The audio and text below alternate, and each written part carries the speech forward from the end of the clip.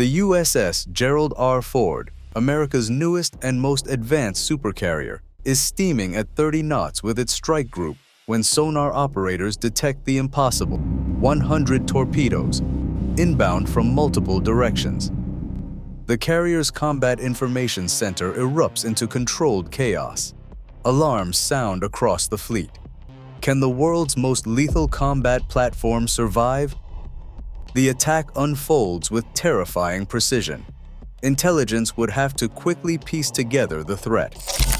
A coordinated wolf pack of at least 8 to 12 submarines has positioned itself in a carefully orchestrated ambush pattern. These aren't random shots. Each submarine has maneuvered into optimal firing positions over days, exploiting gaps in the patrol pattern, using thermal layers in the ocean to mask their approach. Now, they've unleashed their full arsenals simultaneously, a saturation attack designed to overwhelm even the most sophisticated defenses. Guys, let's be super realistic.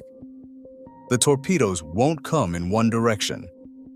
They're approaching from multiple bearings, some from dead ahead, others angling in from the flanks, a handful tracking from astern. Modern heavyweight torpedoes like the Russian Type 53 and Chinese U-9 don't just follow acoustic signatures anymore.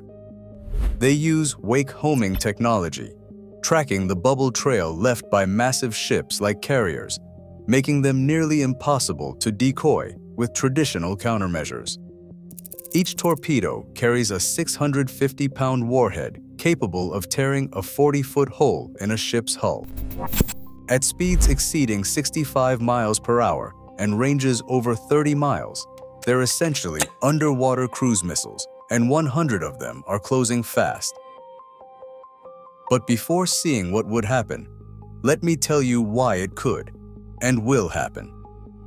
A 100 torpedo attack is possible because history proves United States aircraft carriers are vulnerable to stealthy submarines. In past naval exercises, small diesel-electric submarines from Sweden, the Netherlands, Australia, and Canada have all successfully sneaked past defenses and sank American carriers. Just imagine what they could do now. To launch 100 torpedoes, an enemy would coordinate 8 to 12 submarines to attack at once, targeting the known weak spots in the carrier's defenses beyond 200 miles away. Countries like Russia and China are building these exact types of quiet submarines and training in wolfpack tactics, specifically to overwhelm carrier defenses with too many targets at once. Let's see what happens. String the middle ring, 20 to 50 miles. MH-60R Seahawk helicopters, the Navy's workhorse anti-submarine platform, form the next barrier. Each Arleigh Burke-class destroyer in the strike group carries 2 of these helicopters, and they are airborne continuously in shifts. The Romeo model, as it is called, is equipped with dipping sonar that can be lowered into the water to listen for threats, plus sonobuoys and MA-54 torpedoes. When a torpedo is detected entering this zone, the helicopter's onboard mission system calculates an intercept solution and drops a torpedo to destroy it mid-run. The U.S. Navy just took delivery of its 350th MH-60R in January 2026, and these aircraft have proven their lethality in Red Sea operations against Houthi threats. While researching, I found that the destroyers themselves are formidable anti-submarine platforms. The moment a torpedo crosses into the 20-mile zone, multiple destroyers can engage it simultaneously. It looks like this is not random. Algorithms prioritize threats based on speed, trajectory, and proximity to the carrier. The highest priority torpedoes get multiple intercepts. The inner ring, 0 to 20 miles.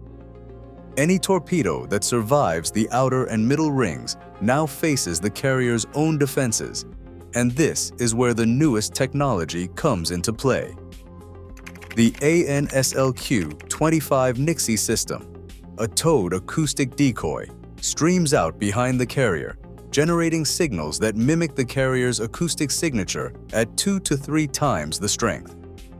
Torpedoes tracking on sound are drawn to the decoy, circling it until their fuel runs out. But the game changer is the Mark 58 CRAW, Compact Rapid Attack Weapon. This is an anti-torpedo torpedo, an 85-inch long interceptor weighing under 220 pounds.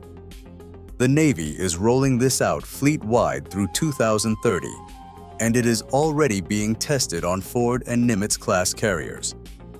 When the torpedo warning system, an advanced passive sonar array, detects an inbound torpedo, the CRAW launcher fires automatically. The interceptor races toward the hostile torpedo at high speed, using its own sonar to home in, and detonates on impact. This is a hard-kill system. It physically destroys the threat. The Navy plans to equip over 168 ships with this capability. Meanwhile, the EA-18G Growler electronic warfare aircraft flying overhead is doing something just as important. It is jamming enemy communications and radar.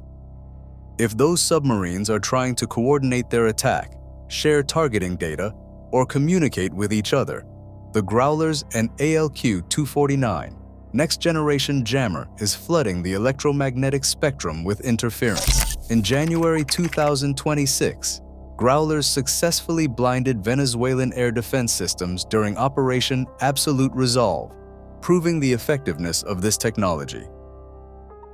Carrier survivability, the last line of defense. Let's say hypothetically that some torpedoes get through.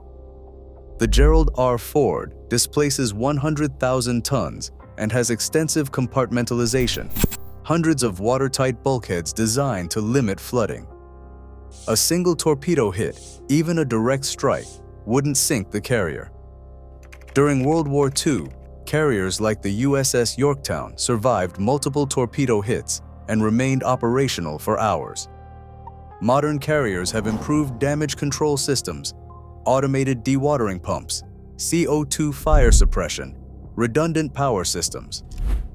Guys, understand that Ford's two A1B nuclear reactors generate 3 times the electrical power of previous carriers, enough to run all systems even with battle damage. If one section floods, the crew seals it off and continues operations. Naval architects estimate it would take at least 5 to 6 well-placed torpedo hits to mission kill a modern supercarrier. And even then, it likely wouldn't sink immediately or wouldn't sink at all. Would all 100 torpedoes be stopped? Probably not. And if I'm being real, a handful might get through, and the enemy could follow up with a missile barrage or a drone swarm, which I made a video about here, so you can see what really happens. I will keep making these types of videos, so make sure to subscribe.